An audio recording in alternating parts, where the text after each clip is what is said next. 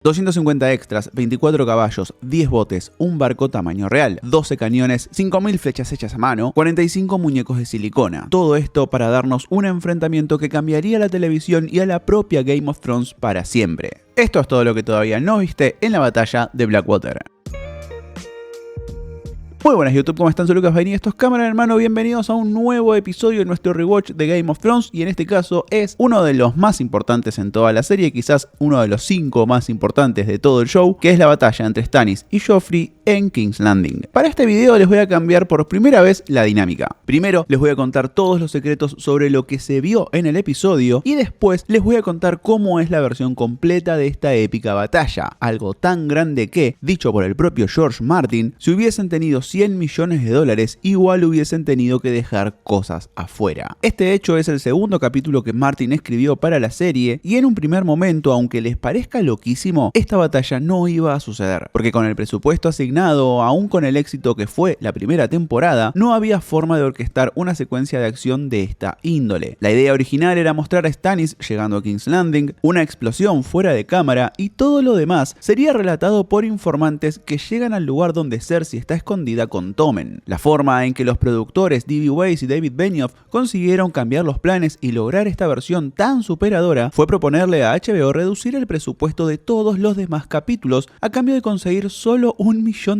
más para destinar a este noveno. Por esta razón es que toda la segunda temporada va a contramano de lo que suele pasar en televisión y se siente más pequeña que la anterior. Hay muchos personajes que aparecen poco a pesar de ser protagonistas, como Jon y Daenerys, y se adaptaron muchísimas cosas de los libros que suceden fuera de cámara, como varias batallas de Robb en las tierras del oeste. Todo esto para poder juntar los $8 millones que costó este episodio y sobre todo ahorrar los días de calendario de rodaje para poder ubicar las grabaciones de estas secuencias que, como dije en la apertura, incluyeron 250 extras y se filmó 100% de noche. Para que se den una idea, la última temporada de Stranger Things, que estuvo en producción durante los últimos 3 años, dedicó $30 millones a cada uno de sus episodios. Y en cambio estos locos lograron hacer hace 13 años una batalla de estas dimensiones y sin tener ni siquiera un año completo a su disposición. Ya con toda esta ingeniería alrededor de la segunda temporada, ambos productores habían demostrado ser muy hábiles para economizar el proyecto, pero con la adaptación en sí de esta batalla se revalidó la capacidad especial de identificar los puntos emocionales clave de los libros para poder entregar una versión sólida de los hechos y escalarlos de manera tal que pudieran filmarse con el presupuesto y sobre todo con el tiempo disponible. Esta capacidad única de Benioff y Weiss fue la que los hizo lograr esas primeras 4 temporadas de GOT que son virtualmente perfectas. Ya más adelante, sin una hoja de ruta tan firme como los libros, los malabares en la estructura empezaron a ser más difíciles. Pero si les parece, ahora sí, empecemos con lo que vimos en pantalla. Como dijimos, es el segundo capítulo de la serie escrito por Martin y es el primero en ser dirigido por Neil Marshall, un director de películas de acción que no iba a ser de hecho quien se haga cargo del episodio, pero el director original tuvo que cancelar 3 semanas antes del inicio del rodaje por haber tenido un hijo, así que el tipo llegó con menos de 20 días para prepararse para filmar esta batalla. Una gran diferencia respecto a todos los episodios anteriores de Game of Thrones es que este es el primero de la serie que se centra solo en una línea argumental en lugar de viajar de un lado al otro del continente. Arrancamos con un plano recorriendo todo el barco donde viajan Davos y su hijo. Por el lado de Stannis vemos el venado de su casa haciendo la prueba de su embarcación y en realidad todos estos barcos son el mismo multiplicado varias veces en efectos especiales. Una de las cosas más importantes que se construyeron para este episodio fue una réplica de galeón a escala real que iban cambiando para mostrarlo diferente. Lo construyeron respetando todas las reglas de un galeón clásico y es lo primero que el encargado de diseño y producción, Frank Walsh, mandó a construir para toda la temporada. En esta llegada a King's Landing se ve que los soldados de Stannis no llegan de la mejor manera, además de tener el clima en contra suyo y vemos barriles llenos de vómito. Este efecto también fue bastante artesanal con un set separado montado en el aire para poder moverlo con los actores encima. En la charla que Davos va a tener con su hijo, se muestra al chico lleno de confianza y cegado por su fanatismo ante el dios del fuego R'hllor. Es triste pensar que efectivamente va a ser el fuego quien se lo lleve, con Davos presenciando el momento en que se queda sin su hijo. Y sé que dije que íbamos a hablar de todo lo que cuenta el libro en esta batalla más adelante, pero les adelanto que para Davos esa versión de la batalla es todavía todavía más terrible porque pierde 4 hijos en lugar de 1. En este inicio, donde nos muestran el preludio de cada personaje ante la guerra, tenemos a Tyrion queriendo que Jace salga de la ciudad, mientras ella le da algo que ninguna mujer le había dado hasta ahora, que es lealtad absoluta. Cersei está preparándose para lo peor mientras le encarga a Pycelle el veneno de sombra nocturna, porque sabe que en caso de que la ciudad caiga, ella no va a dejar que una persona mate y haga cosas peores con ella y con su hijo. Por otra parte, en los cuarteles Bronn está bebiendo con sus soldados mientras el perro se muestra con la cabeza ya en la batalla, que va a ser la misma que termine con él. A Bronn en este preludio le dicen que tiene una muy buena voz después de escucharlo cantar la canción de Reign of Castamere, y la verdad es que tienen toda la razón del mundo, ya que el actor Jerome Flynn fue estrella pop en los 80. Sobre la canción, esta es la segunda vez que escuchamos lo que terminó siendo el himno de los Lannister, aunque es la primera vez que la escuchamos con letra, ya que la primera fue al inicio de esta temporada con Tyrion llegando a King's Landing en el cumpleaños de Joffrey.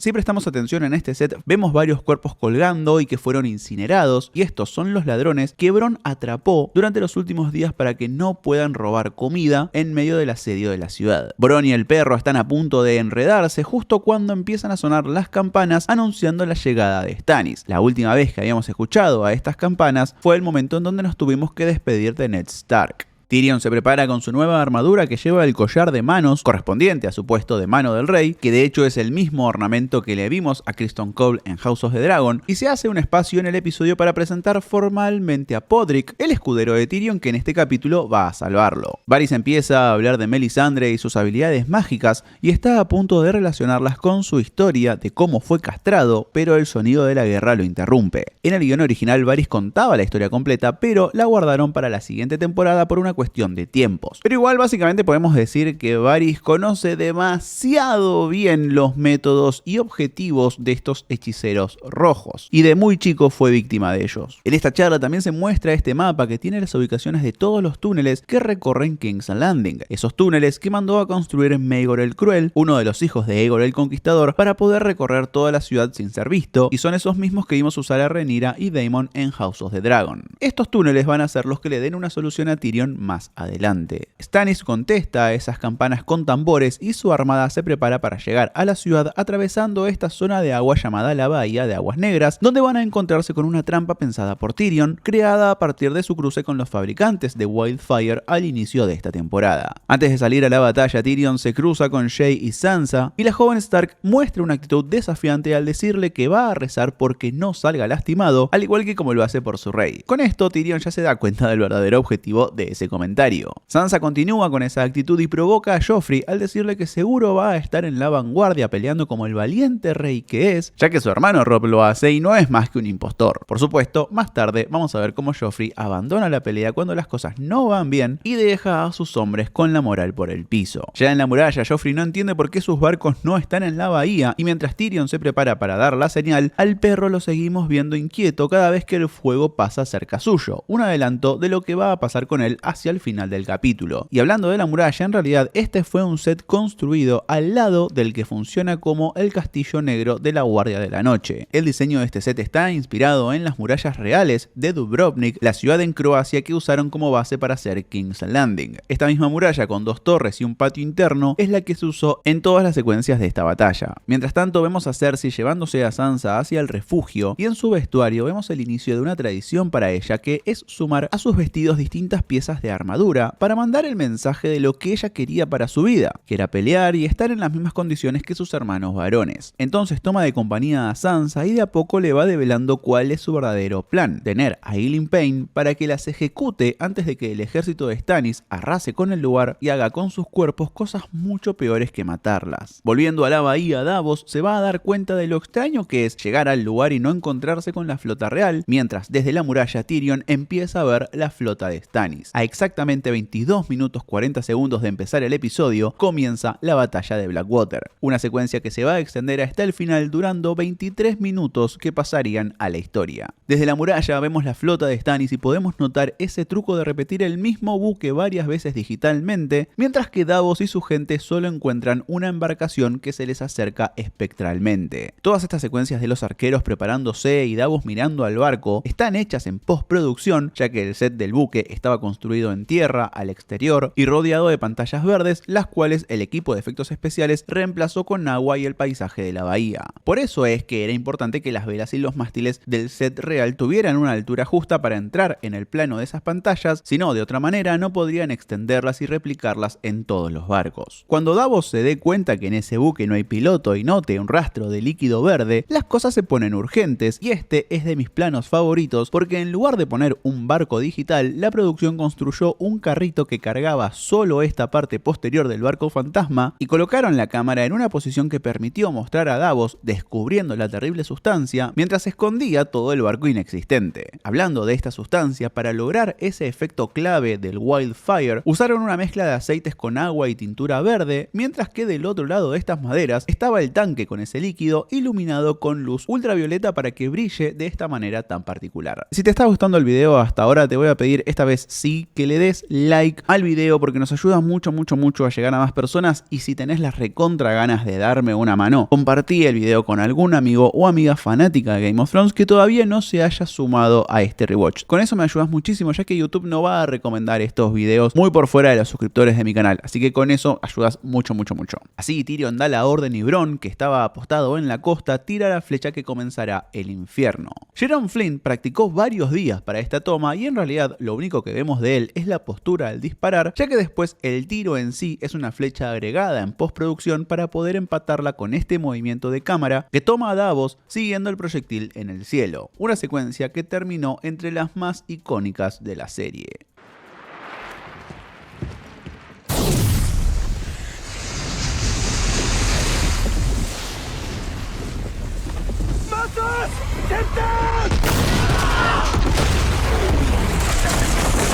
Con esta explosión empieza una seguidilla de momentos caóticos que en gran parte fue posible planear de antemano y de manera ágil gracias al software Previs, ya que GOT fue uno de los primeros shows en usar este programa para planear y generar toda la secuencia de acción en computadora para ver qué funciona y qué no. Así es como llega la explosión gigante de Wildfire, y si bien todo este fuego está hecho en efectos especiales, todo lo que esa misma explosión genera es real. Los escombros volando, el fuego y el mismo Davos son situaciones hechas en cámara. Para la secuencia de Davos volando por el impacto del fuego, al actor Liam Cunningham le ataron un cable en la cintura y lo tiraron desde ese deck a unas pilas de cajas de cartón y colchones a unos 3 metros de altura. En el detrás de escena, el actor dijo que quería hacerlo él porque quería estar a la altura de los encargados de producción que habían generado todo este set a su alrededor. Para recrear las consecuencias de la explosión, con escombros volando por todos lados, se usaron 12 cañones de aire llenos de basura como hojas, madera balsa y otros materiales livianos. Y uno de ellos se usó directo a la cara de Stannis para lograr este efecto en cámara.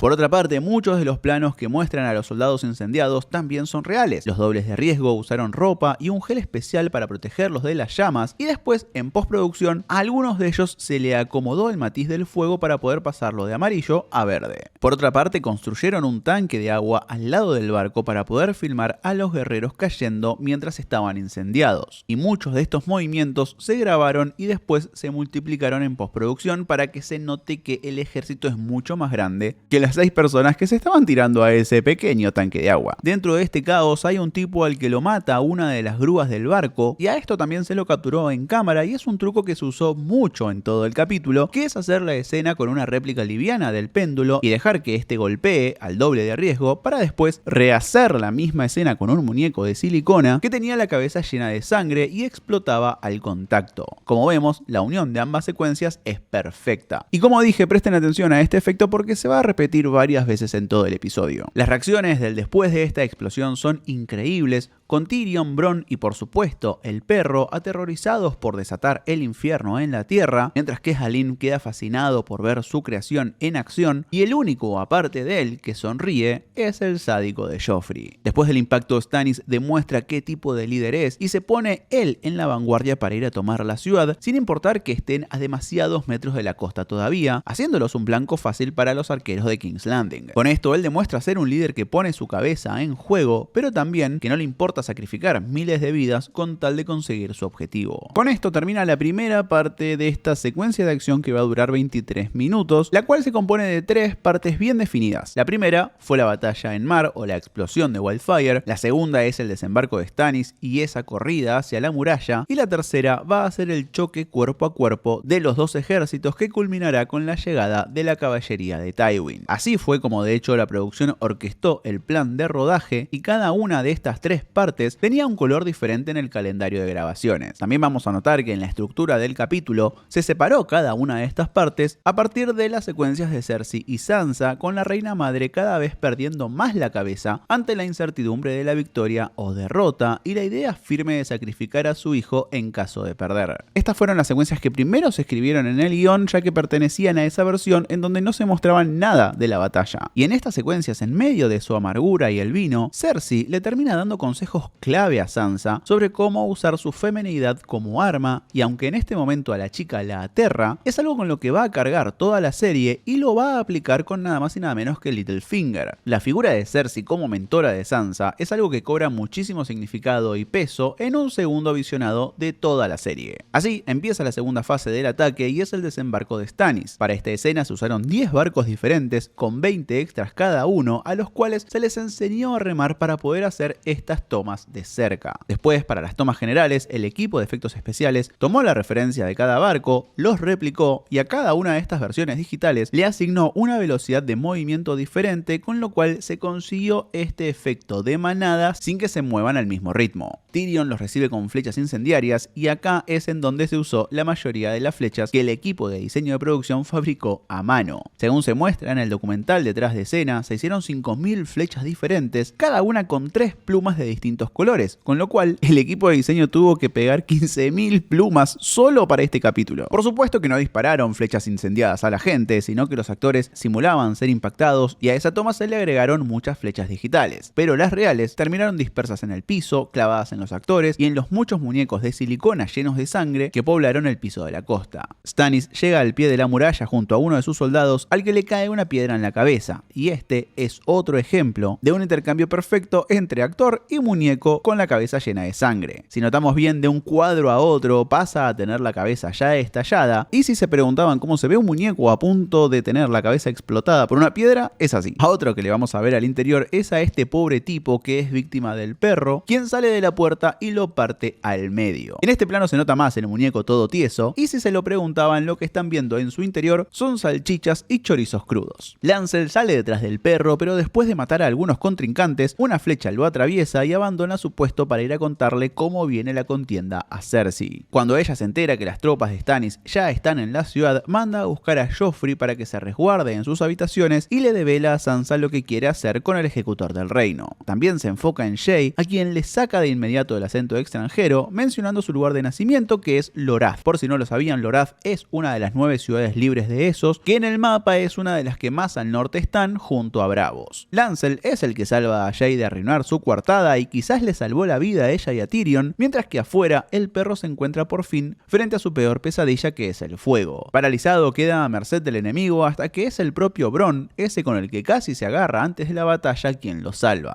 Sin embargo, este es un punto de no retorno para Sandor, que ya hace un tiempo viene renegando con servir a los Lannister. Así, ante las quejas de Joffrey y Tyrion, el caballero solo tiene 3 cosas para decir: al carajo la guardia real, al carajo la ciudad y al carajo el rey. Con lo que, por suerte, mantuvieron uno de los diálogos más icónicos del libro. Con uno de sus referentes abandonando el puesto de batalla, las tropas de Joffrey empiezan a replegarse, y así como lo hizo en su barco y también en el bote, Stannis vuelve a mostrar que es el que va a liderar siempre la carga y ahora es el primero en subir las escaleras para tomar la muralla. Con las defensas cada vez más endebles, los botes de Stannis siguen llegando y, así como se hizo con el buque, el equipo de producción construyó 2 piezas reales con madera dura para los planos cercanos tanto de los botes como de los arietes, y en toda esta secuencia se resalta mucho la elección de lentes con campo de visión limitado para encuadrar toda la acción dentro del set sin que se sienta apretado o chico. Si tenemos en cuenta que todo esto que estamos hablando está pasando en un patiecito con una muralla y 2 torres hechas en Tergopol, es un logro increíble esconder todos estos trucos. Cuando Joffrey escucha que su madre lo mandó a guardarse en la Fortaleza Roja, decide abandonar el puesto y todo queda en responsabilidad de Tyrion, con un Peter Dinklage increíble que improvisó esta línea que se dice primero a sí mismo.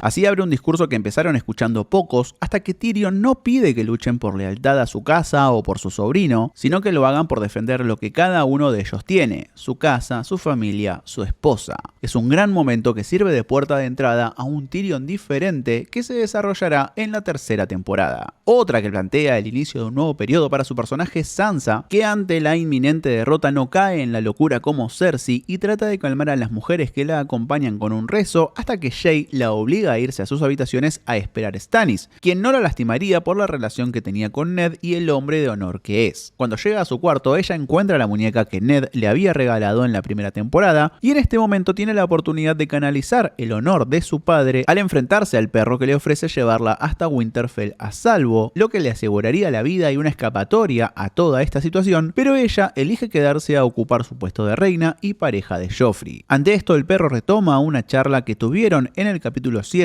sobre cómo los hombres disfrutan matar y cómo todos los lores de Westeros son asesinos, y tarde o temprano tiene que acostumbrarse a mirarlos a los ojos. Con esta decisión de quedarse mientras los mira a los ojos a Sandor, tenemos el paso definitivo de la infancia a la adultez para Sansa, que se termina simbolizando con este plano de la muñeca caída. Afuera, Tyrion por fin usa el último as bajo la manga que le quedaba, y son esos túneles hechos por los Targaryen que vio en el mapa que le llevó Varys. Gracias a ellos, llevó a su compañía a la retaguardia del primer grupo de Stannis y los borra de la puerta, mientras escucha con sorpresa y orgullo el grito de sus hombres, que si bien no le dicen por su nombre, tampoco lo llaman enano o duende, le dicen medio hombre, que es como él se había llamado a sí mismo en el inicio de su arenga. Este sentimiento de orgullo dura poco, porque el resto del ejército de Stannis está llegando a la puerta, y en un hecho con el que él no contaba, el propio Ser Mandon Moore lo ataca y casi lo asesina si no fuese por la intervención de Podrick. En este punto no lo sabemos, pero en el próximo capítulo escuchamos por parte de Varys que la orden la había dado Cersei por venganza con su hermano por haber llevado a Joffrey al combate. Y en el último de los grandes trucos en cámara que tuvo este episodio, la herida de Tyrion no está agregada con efectos especiales, sino que se hizo a partir de una máscara completa en maquillaje y una bolsita de sangre que Peter Dinklage llevaba bajo su espalda, con una manguera que se escondía debajo de ese maquillaje, y detrás de cámara en el momento exacto del corte le bombeaban sangre falsa por esa manguera, lo que termina en este efecto espectacular. Mientras él cae en un estado entre la conciencia y el desmayo, Cersei se fue al Salón del Trono con su hijo Tommen, al que le cuenta una historia sobre una leona y su cachorro, a quien quiere proteger de lobos y ciervos, por supuesto los dos emblemas de la casa Stark y Baratheon. Todo para tomar la peor decisión de todas, que es matarlo ella misma, con la creencia de que así el nene no sufriría. Pero en ese mismo momento en la batalla algo casi mágico está pasando, y es la llegada de Tywin Lannister, quien decidió que Robb avance sobre las tierras del oeste y la fortaleza Lannister para ayudar a su nieto a mantener el trono. Y junto a él, los hombres van a ver una figura casi espectral, y es este guerrero con la armadura de cuernos de ciervo, la misma que siempre llevó la firma de Renly Baratheon. A partir de esto, muchos de los hombres que formaban las líneas de Stannis deciden abandonar la pelea, ya que antes de su muerte eran leales al joven Baratheon, quien les parecía mucho mejor rey que Stannis. Después nosotros vamos a saber que ese guerrero en realidad no era Renly, que sigue bien muerto, sino que era Loras Tyrell usando su armadura.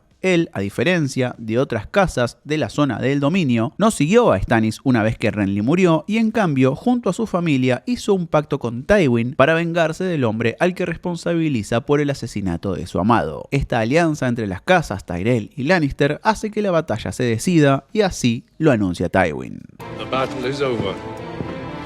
We have won.